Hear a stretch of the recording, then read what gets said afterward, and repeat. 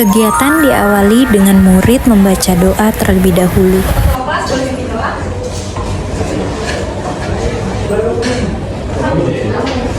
Oke, sebelum kita mulai pembelajaran pada siang ini, kita mengawali dengan doa dimulai.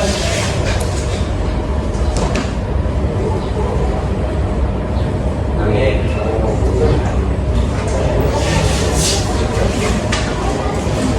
Saya mulai ya pas hari ini. Assalamualaikum warahmatullahi wabarakatuh. Waalaikumsalam warahmatullahi wabarakatuh. Apa kabar semuanya? Baik. Alhamdulillah. Masih pada semangat ya? Oke. Jadi anak-anak, ada yang masih ingat materi minggu lalu kita belajar apa? Kedatangan bangsa barat. Oke, kedatangan bangsa barat ke Indonesia. Ya, minggu lalu kita sudah mempelajari tentang materi kedatangan bangsa barat di Indonesia. Nah, hari ini kita akan mempelajari tentang proklamasi kemerdekaan Indonesia. Tapi hari ini ada yang berbeda nih, karena saya nggak cuma ngajar sendiri. Saya akan ditemani oleh rekan-rekan saya sesama guru sejarah yang ada di Kalimantan Timur. Seluruh Kalimantan Timur itu bakal datang ke sini, mengajar di sini bersama saya. Oke, untuk bapak gurunya masih bersiap-siap, mungkin sebentar lagi kalau datang ya. Gurunya udah datang tuh, silahkan masuk.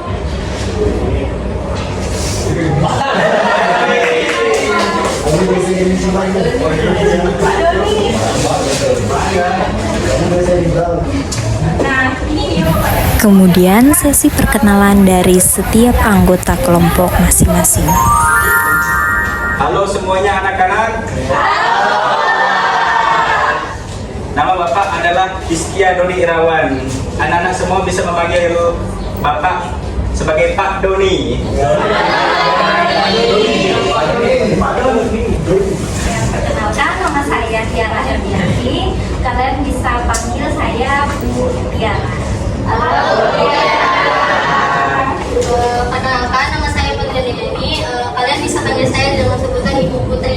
Halo Putri. Halo anak-anak. Kenalkan, nama saya bisa dipanggil Pak Angga. Siap semua. Saya dari Salah Saputra, biasa dipanggil Pak Dani. Nah, jadi teman-teman anak-anak kita dari Bapak Ibu guru ini akan berkolaborasi untuk mengajar di kelas ini, yaitu tentang materi proklamasi kemerdekaan dengan kita menggunakan metode make a match. Untuk Bapak Ibu gurunya mungkin boleh menempati di samping dulu untuk mempersiapkan materinya. Selanjutnya, guru menyampaikan materi pembelajaran dan capaian serta tujuan pembelajaran. Di 3,5 tahun.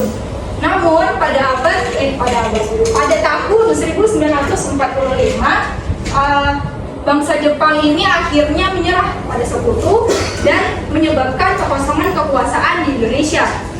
Nah, apa yang akhirnya menyebabkan kekosongan di Indonesia selain karena Jepang menyerah kepada sekutu, dan apa yang akan terjadi setelah kekosongan kekuasaan itu bakal kita bahas oleh Bapak Doni. Kepada Bapak Doni ini, kepada Bapak Doni. Halo semuanya anak-anak. Kali ini Pak Doni akan menjelaskan bagaimana tentang materi bagaimana masa kekuasaan Jepang bisa ada di Indonesia. Nah, di tahun 1945 Jepang mengalami kekalahan terus-menerus pada Perang Pasifik yang terjadi pada saat Perang Dunia Kedua. Akibat Jepang semakin terdesak tersebut, pihak sekutu semakin kuat. Lalu pada tanggal 6 Agustus hingga 9 Agustus, pasukan sekutu menjatuhkan bom atom di kota Hiroshima dan Nagasaki. Hal tersebut menyebabkan pihak Jepang menyerah kepada sekutu pada tanggal 14 Agustus. Kemudian pada tanggal 15 Agustus, Kaisar Jepang yaitu Kaisar Hirohito mengumumkan penyerahan tanpa syarat kepada sekutu melalui radio. Nah, dari radio ini karena dia disiarkan secara internasional, maka berita tentang kekalahan Jepang ini pun tersebar hingga ke Indonesia. Dan berita kekalahan tersebut didengar oleh para golongan muda. Salah satunya itu adalah Sultan Syahrir. Dari Sultan Syahrir ini, dia pun bersama para golongan muda yang lainnya pun berusaha mendesak para golongan muda, terutama para anggota PPKI untuk segera mendesak melakukan proklamasi kemerdekaan secepatnya tanpa menunggu persetujuan kemerdekaan dari pihak Jepang. Baik, itu saja materi yang Bapak akan berikan. Materi selanjutnya akan dilanjutkan oleh Ibu Tiara.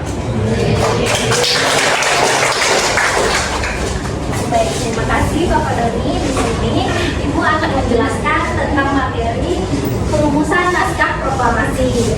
Jadi Soekarno dan Hatta bersama dengan anggota PPKI merencanakan atau merumuskan naskah proklamasi di rumah Laksamana Maeda. Pada masa itu Jepang telah menyerah dan tidak memberikan dukungan resmi, tetapi mereka tetap memutuskan untuk melakukan proklamasi.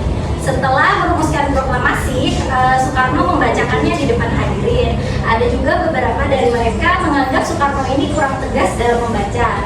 Tetapi naskah tersebut disetujui dan ditandatangani oleh Soekarno dan Hatta sebagai wakil dari bangsa Indonesia atas usulan Soekarni.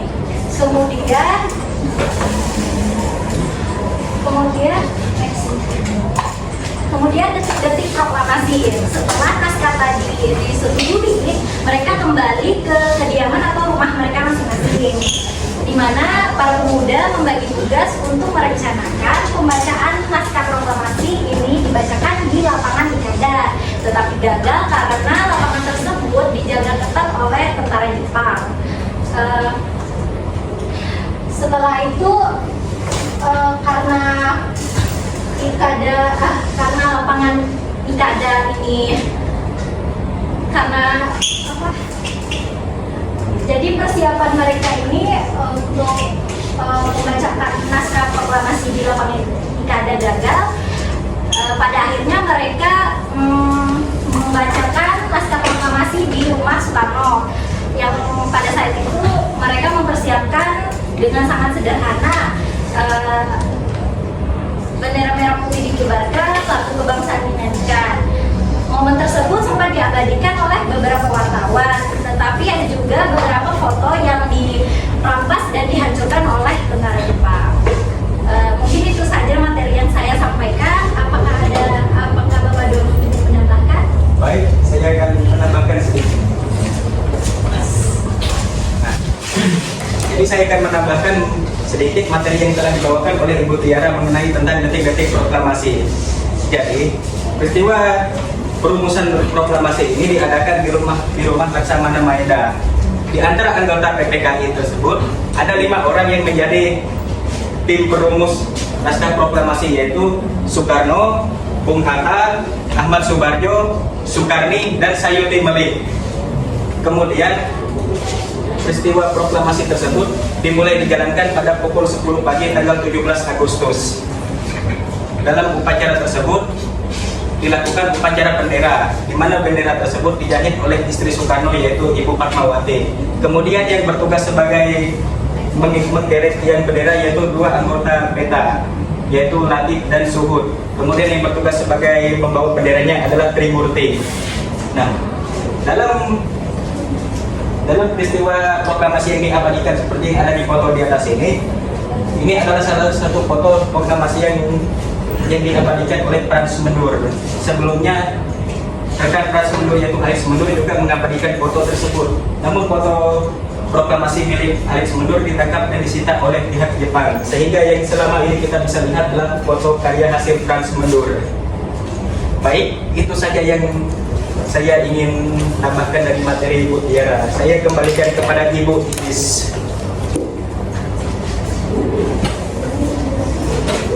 Baik, terima kasih Ibu Tiara dan Bapak Doni. Nah, sebelumnya kalian itu harus tahu tentang tujuan dan capaian pembelajaran kita pada hari ini. Untuk tujuannya sendiri, peserta didik diharapkan mampu menggunakan sumber-sumber sejarah primer maupun sekunder untuk mengevaluasi secara kritis dinamika di sekitar proklamasi kemerdekaan Indonesia, lalu dapat merefleksikannya untuk kehidupan masa kini dan masa depan, dan peserta didik diharapkan mampu melaporkannya dalam bentuk tulisan atau yang lainnya. Kemudian untuk capaian pembelajarannya sendiri, peserta didik diharapkan mampu menganalisis tentang peran pemuda dalam mendorong proklamasi kemerdekaan Indonesia, dan peserta didik diharapkan mampu meneliti sejarah secara sederhana tentang sambutan masyarakat terhadap proklamasi kemerdekaan Indonesia, baik tingkat lokal, nasional maupun internasional, dan melaporkannya lagi melalui tekstual, visual maupun yang lainnya. Nah, untuk metodenya sendiri tadi sudah saya singgung, kita akan menggunakan metode make and match. Apa sih metode make and match itu? Kita bisa artikan make and match itu artinya apa itu? Make artinya buat, match, apa? Memasangkan. Nah, jadi bisa kita simpulkan model pembelajaran make and match adalah model pembelajaran yaitu mengajak murid untuk mencari jawaban dari pertanyaan konsep yang sudah kita siapkan, yaitu kayak itu kartunya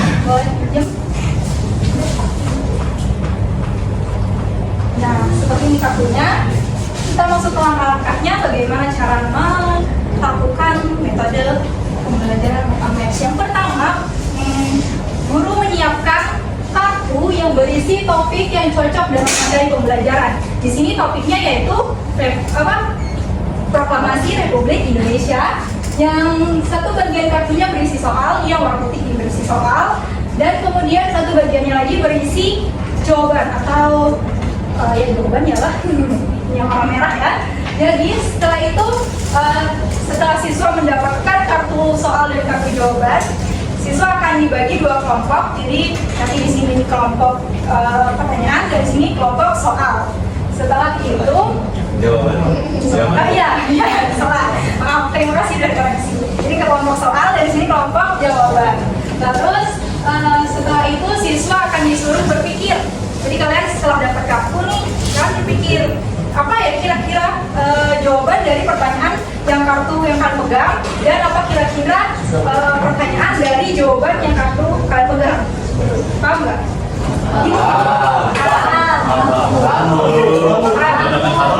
Ya, gini, cocokkan aja. Nah, setelah itu, setelah kalian memikirkan, itu udah dapat nih kira-kira jawabannya apa gitu. Terus kalian mencocokkan. Artinya kalian mencari nih pasangan kartunya. Cari dari teman-teman yang pegang kartu itu. Paham? Kemudian setelah kalian dapat pasangannya, maka kalian bakal dapat poin. Itu yang berpasangan. Jadi kita nih nanti bakal kasih waktu kalian, terus kalian cari pasangan. Setelah itu yang dapat pasangan maju ke depan gitu, untuk mendapatkan poin. Nah, setelah itu yang terakhir adalah kesimpulan. Saya menyimpulkan dari hasil pembelajaran kita pada hari ini. Untuk lebih Kemudian Bapak dan Ibu guru menjelaskan tentang metode pembelajaran yang digunakan.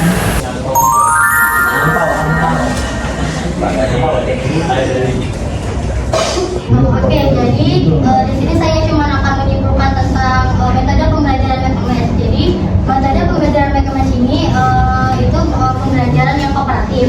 Jadi yang seperti Ibu Is katakan tadi, menggunakan kartu yang berisi jawaban dan juga soal. Nanti langkah-langkahnya akan dijelaskan lagi oleh dosen. Oke, saya akan menjelaskan cara bermain make and match. Ada yang tak ingat nggak saya dijelaskan sama Isa, Pak? Kami sebelum memikirkan selama 1 menit untuk mencari pertanyaan dan jawaban yang cocok.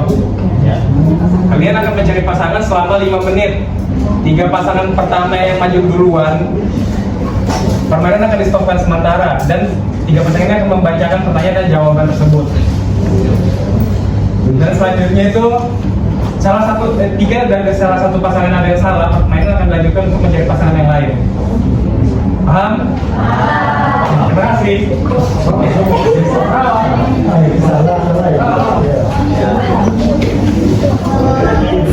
Sebelum mulai permainan, guru membagi dua kelompok masing-masing di kiri dan di kanan.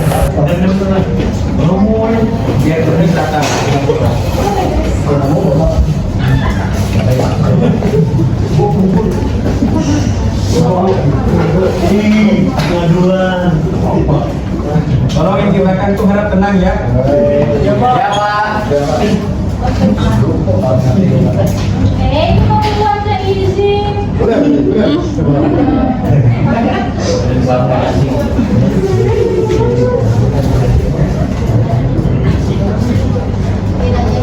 saya mau kasih tahu nih, yang di sebelah kanan saya ini akan dikasih soal, yang sebelah sini jawaban.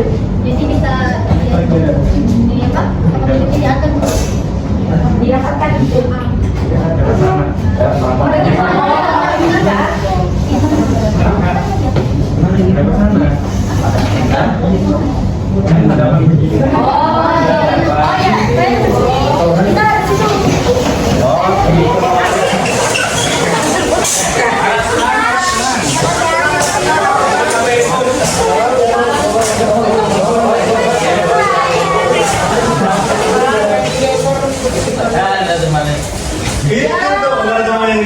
Tolong tenang. HP bisa disimpan di tas. Kalau masih main HP bakal bapak sita nanti.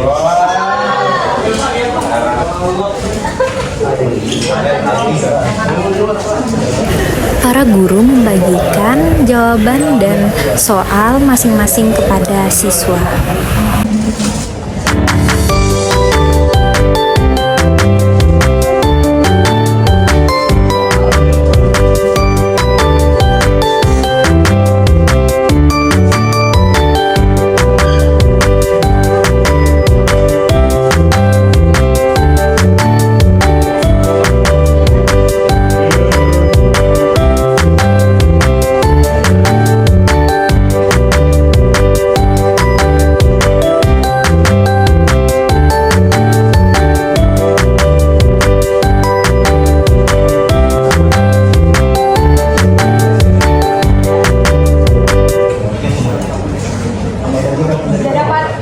Kemudian murid diberikan waktu 1 menit untuk berpikir.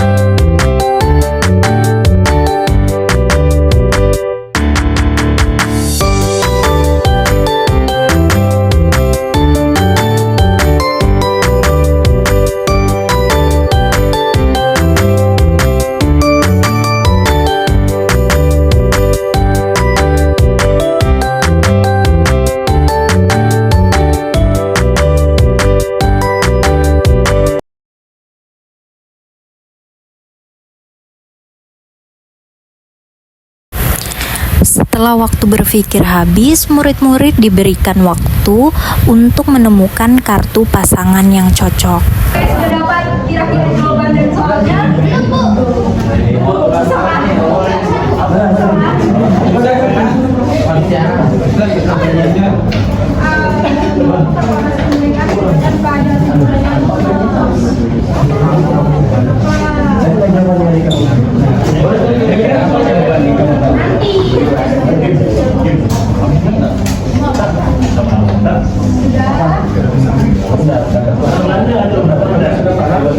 Oke, sudah habis ya waktunya.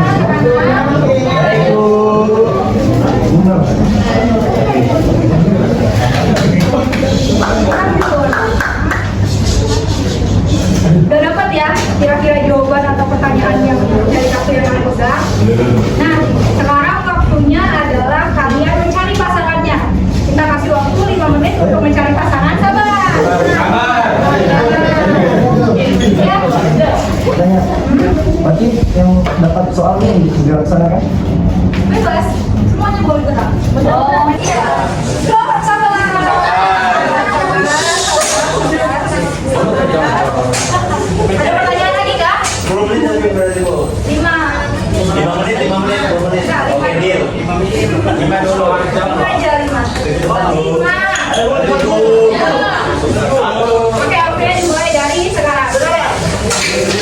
Jangan berisik ya. Jangan berisik ya. Yang udah dapat pasangan boleh langsung maju ke depan. 3 orang yang ingin berpasangan. Kalau sudah 3 orang maju, kita ambil 3 sementara.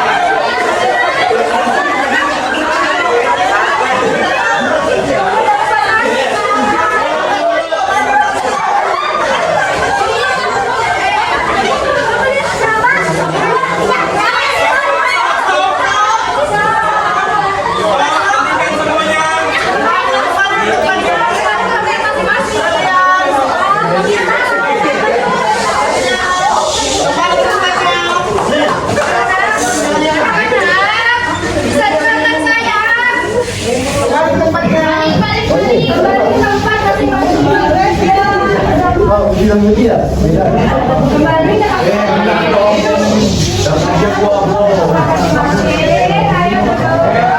Semuanya rekaman.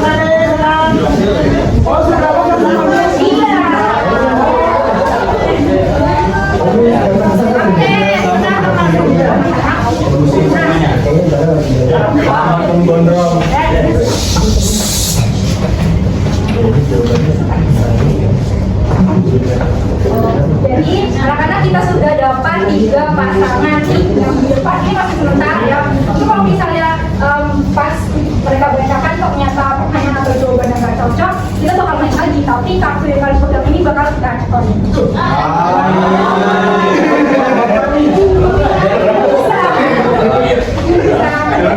Tapi benar, baru satu. Oke, sekarang kita dengarkan dulu pertanyaan dan jawaban dari teman-teman. Pertanyaannya, bagaimana proses pengisian kekosongan kekuasaan di Indonesia menurut Jawabannya, Konstitusi Indonesia memiliki prosedur pengisian kekosongan kekuasaan seperti pengangkatan wakil presiden atau pelaksana tugas presiden oleh MPR dalam jangka waktu tertentu. Salah. Betul atau ya?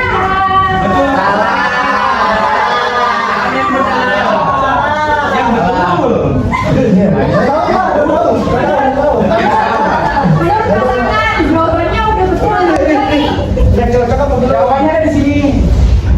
Ayo, menurut pasangan udah cocok atau belum? Iya. Pertanyaannya di aku. Iya, di aku. Saya kali ada sama Arun di kos. Jawabannya di buku ini. Gimana hasilnya? Cocok atau enggak? Enggak. Cocok. Kami adalah juara. Kami adalah juara. Tak ada. Ya belum.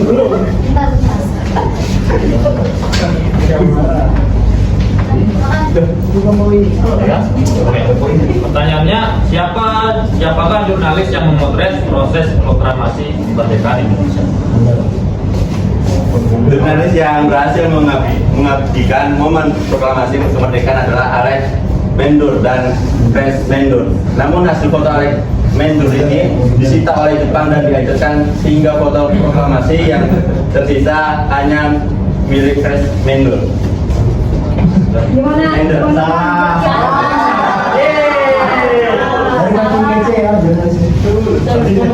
Dari Kompas.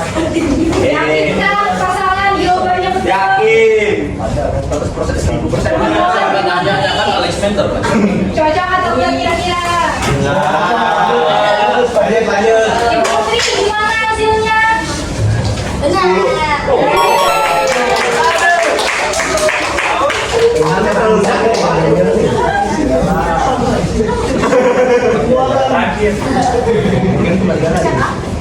Ya, lanjut yang ketiga, pertanyaannya, faktor apa yang dapat menyebabkan terjadinya kekosongan kekuasaan di Indonesia?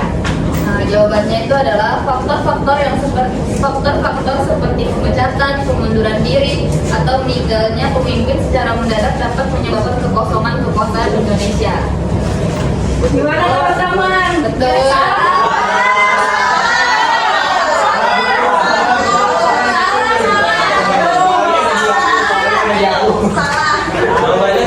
Jawabannya ditata. Ibu Putri, gimana hasilnya? Betul.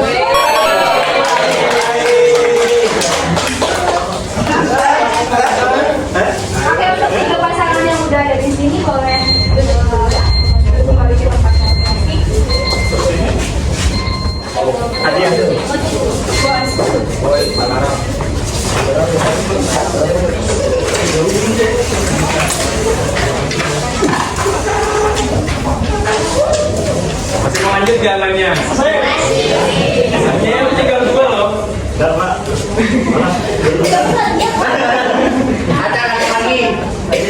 Kartunya bisa diambil lagi buat diacak ulang. Menang nggak bakal main lagi. Pegang aja kartunya. Pegang aja. Pegangan yang berikut. Yang menang pegang.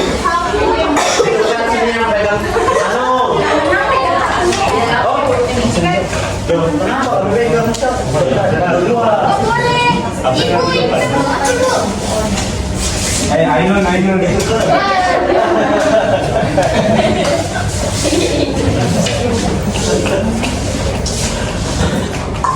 Sudah dikumpul semua ya kartunya? Ya, oke. Siapa lagi kartunya?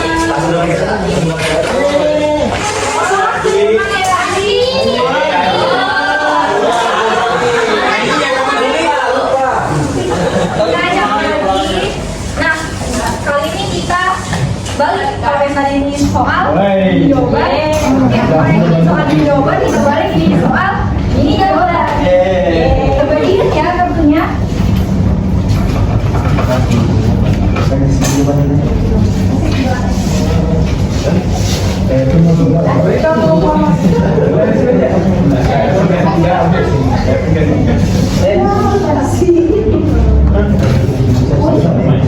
Masa kamu nggak main lagi? Nggak seru kan? Kan udah tadi ya. Kan lagi lah, dari dulu dua.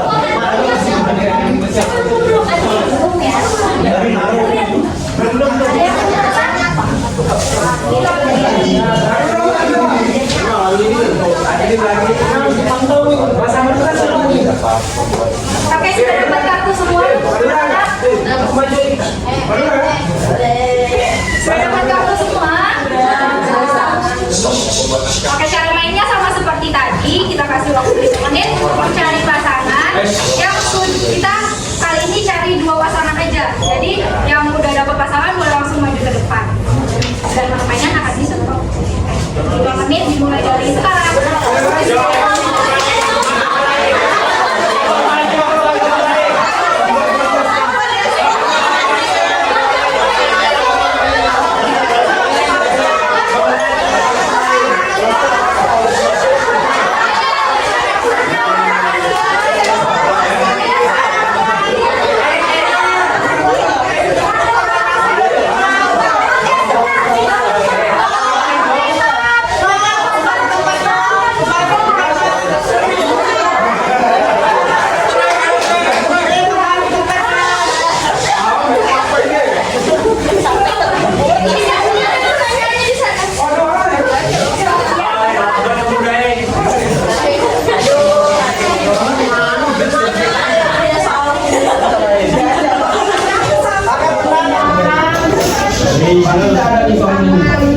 Dan ditandatangani menggunakan bahasa Madura kan?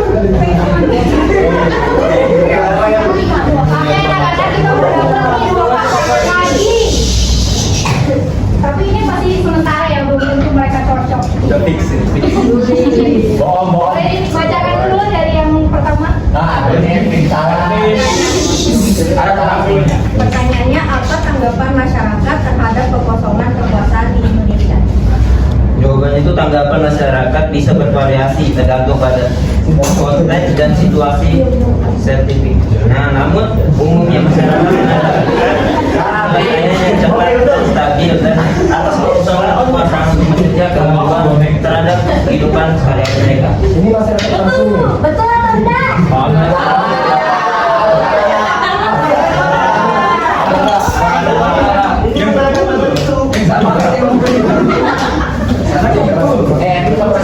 Oke, gimana Ibu Putri? Jawabannya? Betul.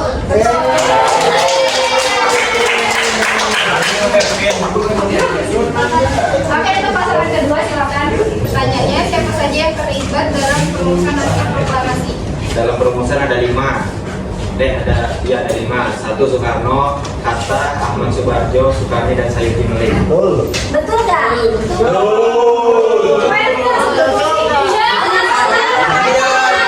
Betul kak bohongnya?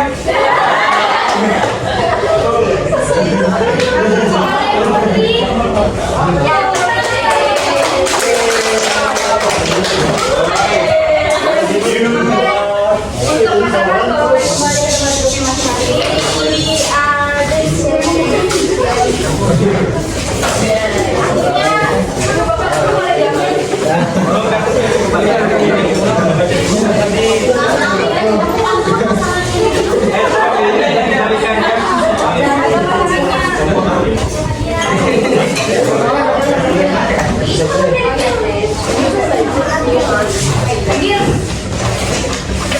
yang betul.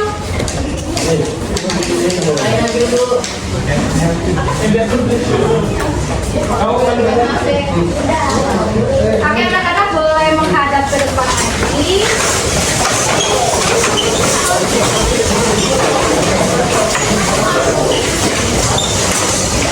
Mana permainannya nih? Seru atau enggak? Enggak. Mau lagi?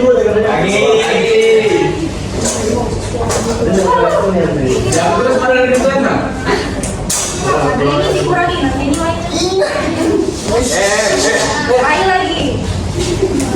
Setelah selesai bermain game, murid akan diajak untuk ice breaking.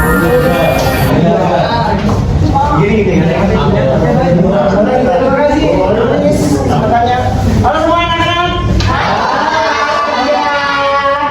Dan hari ini Papa akan mengadakan ice breaking. Semuanya bisa berdiri dulu nggak? Ice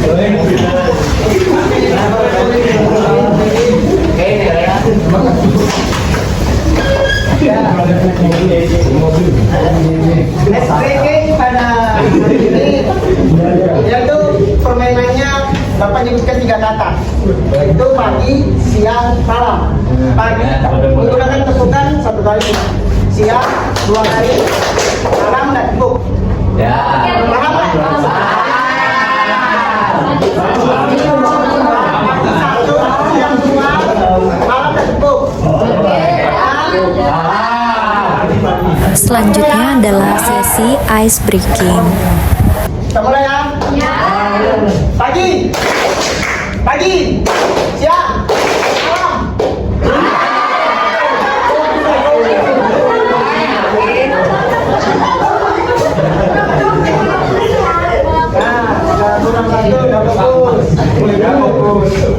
Duduk kembali.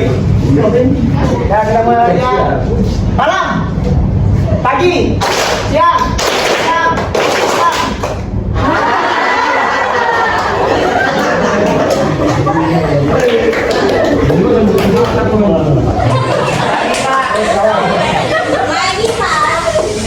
Ya, kita mulai lagi ya. Siang, pagi, malam.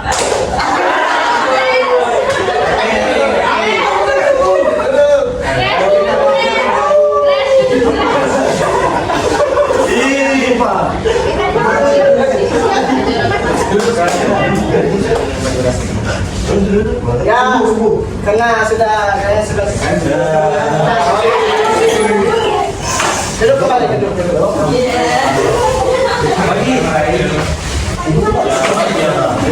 Ya, kita berikan balik ke Inggris.